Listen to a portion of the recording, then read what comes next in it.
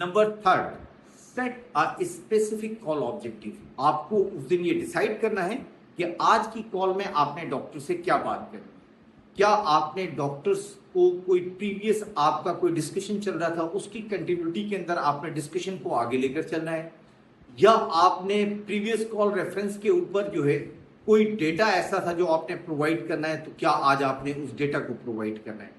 अगर आपने data provide करना है या प्रीवियस कॉल रेफरेंस के हिसाब से डिस्कशन को आगे लेकर चलना है, तो आपके ऑब्जेक्टिव क्या है, आप उस डिस्कशन में किस चीज को फोकस करेंगे ताकि आप सक्सेसफुली अपने किसी यूएसपी को डॉक्टर के पास कन्वर्ट कर सकें और साबित कर सकें आपकी प्रोडक्ट की superiority over the competitor brands.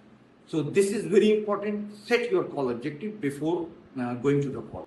Number 4 is prepare call material. आपने जो चीजें डॉक्टर को देनी है उस सिलसिले में आप मुकम्मल तौर के ऊपर प्रिपरेशन करें। अपने बैग के ऊपर वो तमाम सैंपल्स, आपके बैग के ऊपर एक कपड़ा होना चाहिए, उस कपड़े के ऊपर वो तमाम सैंपल्स निकालने जो आपने उस कॉल में देना है।